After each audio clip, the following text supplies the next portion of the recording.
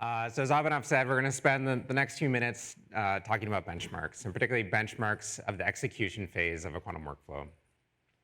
So when thinking about benchmarks, it's used to contemplate different levels of abstraction hierarchy, right? Starting from the lowest level of the characteristics of the hardware itself, things like crosstalk, gate error rates, measurement fidelity, details of the control system itself too. And then moving up the stack, we have holistic measures that characterize quality and speed, kind of looking at the way that all those lower level characteristics kind of contribute to the overall performance. My goal today is to make you familiar with the metrics that IBM tracks and follows and reports at the various levels of this hierarchy, and then leading towards new ideas that try to track and measure the performance of primitives themselves, right? The accuracy and quality of our primitive queries. So let's start at the bottom, right? And if you think of any of these hardware characteristics and how how they have evolved over time on IBM quantum processors, you will hopefully have noticed that IBM has made advances in a lot of these characteristics, such as gate errors and crosstalk particularly, as well as coherence, in successive generations of IBM QPUs. For instance, if we look at our mean entangling error rates for all IBM quantum systems that have been deployed since 2018, on a log scale, you get a plot like what's behind me here. Some of you may remember IBM Tokyo, which had a very different connectivity graph from the heavy hex devices that came later. It's seen in the bottom left corner what that looked like. It also suffered from a mean error rate that was over 2%. But over time, we've gotten better, right? And since about mid-2020, most of the QPUs we've put online have had mean error rates below 1%. And the advance of the Heron processors is particularly noticeable. Those are the ones in magenta and green on the lower right-hand corner, where you can see that there's a clear gap, right, from the Eagle processors that are in the purple above. For these most recent devices, we're also showing the best error rates in the open markers. And so that kind of gives you an idea of the spread of performance on these devices, which in many cases is driven by the spread of the underlying coherence. Fortunately, on that front, we are also making advances, right? You've heard several times during this event about our new ability to modify the local environment of two-level fluctuators on the latest generation of the Heron processor. And by appropriate choice of this new control knob, we can find operating conditions that on IBM Fez, for instance, improve the relaxation times on the device by over 40%. So this gives us a new knob to try to reduce the spread of the error rates on our devices and find higher performance. A lot of these lowest level characteristics are routinely characterized by us and are published in various forms where you can find them and access them. So I hope most of you have found, for instance, these detailed device cards on IQP on the quantum platform, where you can explore these different properties. Right, there's this calibration data tab, where by making different selections of the dropdowns, you can visualize the error rates and other properties of the device. So for instance, right here, right, where the nodes are showing the readout errors on the vertices, and the edges are showing the CZ or 2-qubit entangling errors on the edges. All right, so moving up the abstraction hierarchy, we now come to holistic measures of speed and quality. If you've heard IBM talking about performance at all in the last few years, you'll notice that this is the abstraction level that we typically reference when talking about performance of quantum computers. Right? This is IBM's mantra, that performance is scale plus quality plus speed. And scale we measure in terms of number of qubits. And quality, we're using a new metric now that's known as error per layer gate. CLOPS is measured using circuit layer operations per second. Scale is, I think, self-explanatory, but there's probably many of you for whom error per layer gate and CLOPS are less familiar. So we're going to take the next few minutes digging into each so you are more familiar with what these metrics really are. So let's start with error per layer gate. To properly explain this, we actually need to kind of back up and start with randomized benchmarking, or RB. RB is a, oh, sorry, I'm We'll get there in a second. Before we get there, just a note on where we are on these three big metrics, right? So a year ago, we introduced the first Heron QPU as an exploratory device in our catalog at 133 qubits, an error per layer gate of 8 times 10 to the minus 3, and a CLOPS, or circuit layer operations per second, of 3.8 thousand. 1 year later, right, our latest Heron processors have 156 qubits. The EPLG the error has been cut roughly in half. We're now at 4 times to the minus 3. And the CLOPS has shot up 40-fold to over 150,000. All right, so now we can actually dig into explaining what EPLG are. All these metrics, by the way, are exactly what you see on the cards in our catalog. Right? These high-level holistic metrics of scale, quality, and speed. All right, so randomized benchmarking. So randomized benchmarking is a technique to characterize gate errors that is independent of state preparation and measurement errors, right? And it does it using randomized sequences of Clifford group operations. The Clifford operations form a group that's closed under multiplication, right? It's a mathematical group. And so the result of a sequence of random Clifford operations is itself a Clifford. And the inverse operation is also in that set, right? So by terminating that random sequence with yet another Clifford, I can make the effective action of the entire sequence the identity. And in randomized benchmarking, then we basically sample many trials of these random sequences. And if you plot the survival probability as a function of the sequence length, you're going to get an exponential decay. And by fitting this decay, then you can extract properties of the gates, such as the average process fidelity or the average gate fidelity. So randomized benchmarking is a really widely used tool in the quantum industry. But it's kind of missing one element that we need, which is circuit structure, in order to relate what we measure in randomized benchmarking to the kind of error rates that matter for error mitigation, this gamma bar that Abhinav has just described. So for that reason, our team last year proposed a new metric known as layer fidelity. Layer fidelity is effectively trying to introduce this concept of circuit structure to randomized benchmarking. And the idea is that we're going to look at layers or chains defined on chains of entangled qubits. And we're going to define a protocol that lets us measure the process fidelity of these layers. And this is going to give us then a metric that we can directly relate to gamma bar. So the particular protocol that we proposed blends existing ideas in the field of quantum verification and validation. In particular, we're using simultaneous randomized benchmarking, where we're using smaller RB experiments run in parallel on a device. And we're using direct randomized benchmarking to be able to directly use the entangling gate of the system, rather than decomposing larger Clifford operations into their constituent components. So by kind of stitching these two pieces together, we end up with the layer fidelity protocol, where what we're effectively going to do is define chains on the device, split those into disjoint layers, which we can define smaller RB experiments on, and we run those in parallel.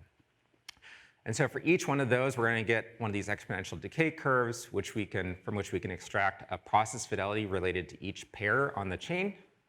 And then the layer fidelity then is the product of these pairwise fidelities.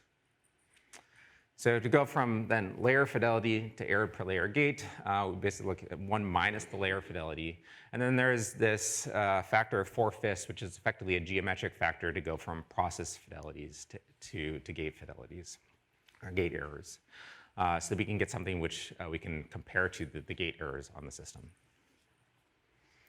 All right, so now you know what EPLG is, and now we can look at the error per layer gates on all the QPUs that are currently deployed. And you can see that here. And here again, the difference of the Heron processors compared to the Eagles is quite apparent, right? Those are the bars shown in purple. And again, I want to stress this is measuring error rates at 100 qubit scale, which is something that no one else in the industry does. But the performance we see in terms of EPLG for Heron, right, isn't just because the individual gates are better, but because the advances we made in suppressing crosstalk allows those gates to continue to perform well even in this context of large chains, right? Which is exactly the context we need them to perform in for error mitigation to work.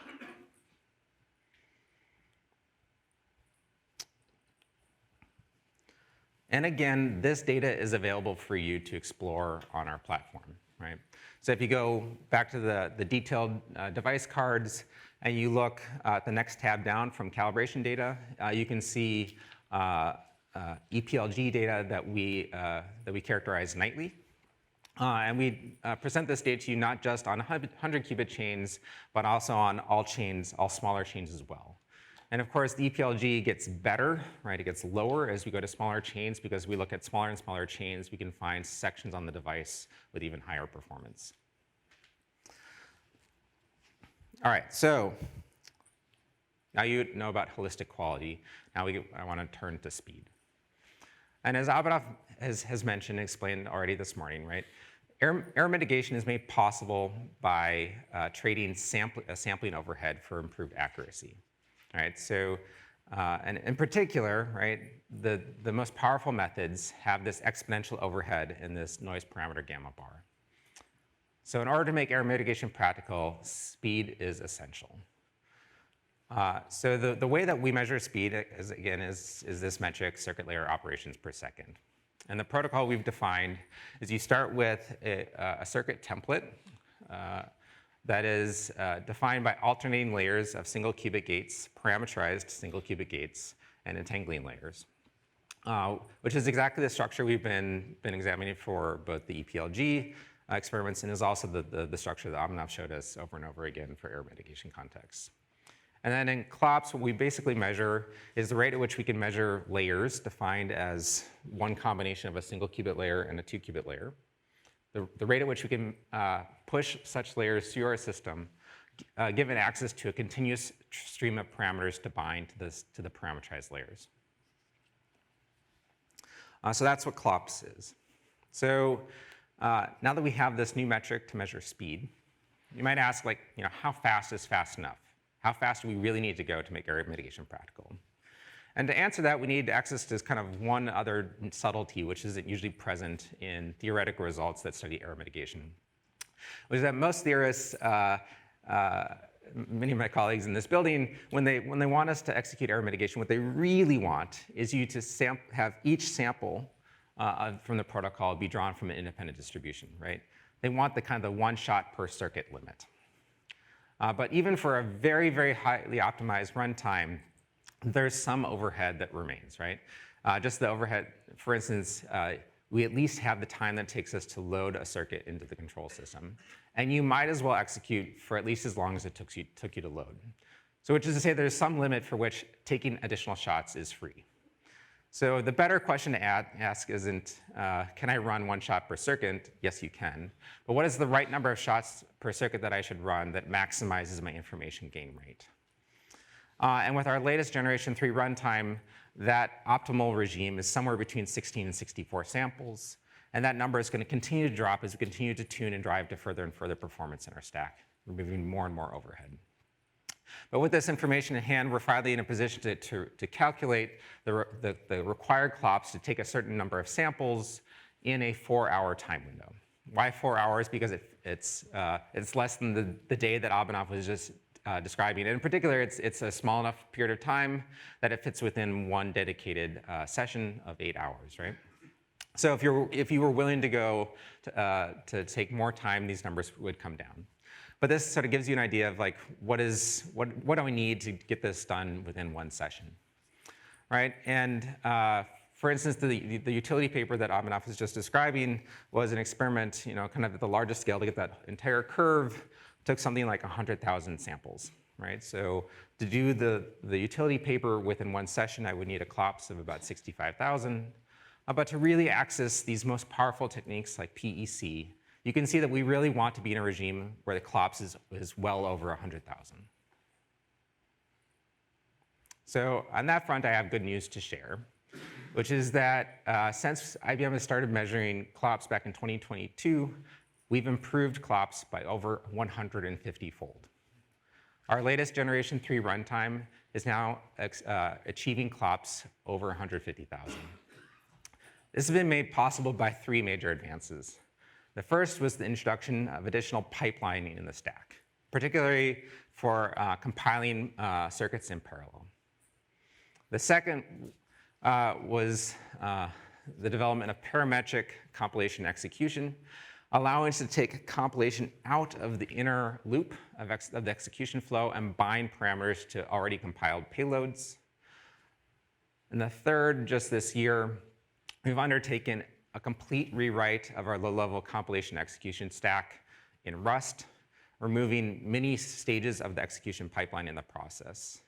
The result is what we term our Generation 3 runtime, and it is way faster than anything else in the market. In a few minutes, I'm going to hand it over to Andrew. He's going to go into a lot more detail about all these different performance advances and why they matter. And he's also going to show you how to adapt your workloads to take best advantage of our new Generation 3 runtime. All right, so now we're finally equipped to try to talk about this highest level of abstraction and talk about the accuracy or quality of primitive queries. And here I have to admit that this is a domain which is a little less mature than the layers below. We're exploring many different ideas, and in the next couple minutes, I'm going to describe one such idea. So the principal problem when trying to address the problem of primitive accuracy is if I want to do that at utility scale, where I'm necessarily in a regime where I don't have access to brute force simulation of the outcomes, right? I don't know what the answer should be. So there's several possible ways you can address that. And one powerful method is to look at so-called mirrored circuits, right? So I'm going to take a circuit of roughly half the size I want to study. I'm going to compose that with its inverse. So the net effect is again, the identity operation, just like in randomized benchmarking. And now, of course, the outputs are trivially computable. And this is a concept, right, that works with any unitary circuit. So a particular circuit that we then plugged in, though, is effectively these kicked Ising model circuits, which are convenient because we can scale them to kind of whatever width and depth that we wish to study. And with these single qubit layers has also a knob that we can use to tune the growth of entanglement in the circuit that sort of modifies these light cones. So we then studied the accuracy of these circuits. And that's what gives you these curves that Abhinav has showed several times, right? It's a cumulative distribution function of the errors of the single site polyobservables measured at the outcome of this mirrored construction. Sorry, I have the version of this data from several weeks ago. We're now seeing over 60%. But the point is, right, that with this sort of construction, we can actually ask how accurate our estimator queries are. And with the hardware and software capabilities that we've deployed and made accessible to you, these really are capable of accurate results at the 10% level with 5,000 gates. Sort of best of all, you actually don't have to take my word on any of these numbers. You can go measure them yourselves. We actually have reference versions of the EPLG CLOPS and mirror circuit benchmarks in our Qiskit device benchmarking repository. It's up on GitHub. So for any of you that are really interested in digging into these metrics, learning more about them and how we measure them, or measure them yourself, you can go find them there, and I would encourage all of you to go to check that out. So now let me finally hand things over to my colleague, Andrew Wack, to describe in more detail these performance benefits and how to modify your workload to take advantage of it.